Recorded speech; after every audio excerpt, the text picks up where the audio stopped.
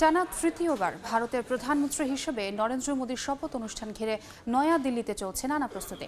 সবশেষ খবর জানাতে ভারত থেকে সরাসরি যুক্ত হচ্ছেন সহকর্মী সুব্রত আচার্য। দেখুন, একদিকে যখন ভারতের রাষ্ট্রপতি ভবনে প্রধানমন্ত্রীর শপথ অনুষ্ঠান তার ব্যবস্থাপনায় তোড়জোড় চলছে, অন্যদিকে ওই শপথ অনুষ্ঠানে রাষ্ট্রপ্রধানদের আসা শুরু হয়েছে। তাদেরকে উষ্ণ অভ্যর্থনা জানানো, বিমানবন্দর থেকে তাদের নির্দিষ্ট গন্তব্যে হোটেলে পৌঁছানো, সব ব্যবস্থাপনা কিন্তু একেবারে কাঁটায় কাঁটায় ঘুড়ি মেপে হচ্ছে।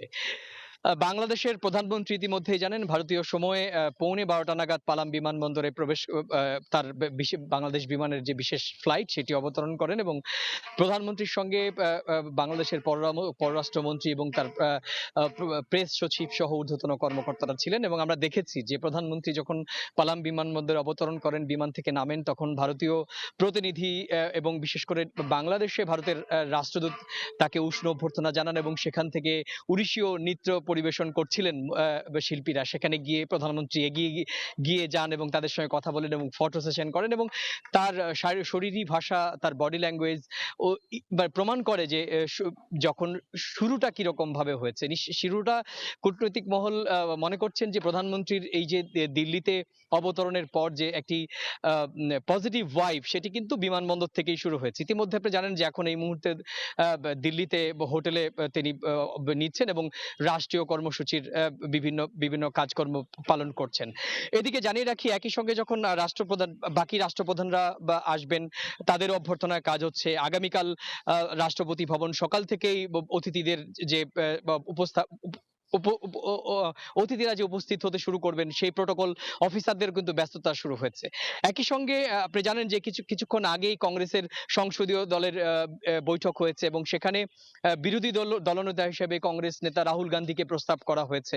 10 বছর পর এরকম একটি শক্তিশালী বিরোধী দলীয় নেতা পাবে, এমনটাই কিন্তু কংগ্রেসের মহল বলছে। অন্যদিকে কংগ্রেসের যে সংসদীয় পরিষদের চেয়ারপারসনের নাম হিসাবেও কিন্তু সোনিয়া গান্ধীর নাম প্রস্তাব করা হয়েছে। মনে করা হচ্ছে যে সবকিছু ঠিকঠাক থাকলে কংগ্রেসের সংসদীয় দলের চেয়ারপারসন হিসেবে কিন্তু সোনিয়া গান্ধীর নাম উঠে আসবে। আপনি জানেন যে গত কয়েক বছর রাজনৈতিক উত্থান পতনের মধ্য দিয়ে কংগ্রেসের নেতৃত্ব থেকে যেমন রাহুল গান্ধী এবং সোনিয়া গান্ধী সরে গিয়েছিলেন, সেরকম কিন্তু অন্য দ্বিতীয় সারির নেতৃত্বকে সামনে আনা হয়েছিল। আমরা দেখেছি যে বিরোধী দলীয় নেতা হিসেবে অধীর রঞ্জন চৌধুরীকে আনা হয়েছিল, রাহুল গান্ধী কিন্তু ছিলেন না, কারণ কংগ্রেস ওই সময়ে ক্ষয়িষ্ণু অবস্থায় ছিল।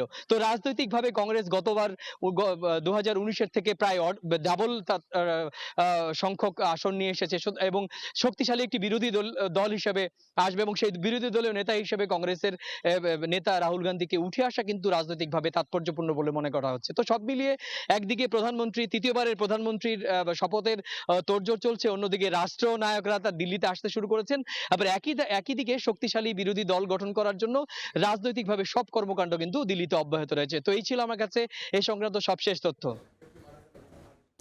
সরাসরি যুক্ত ছিলাম ভারতে।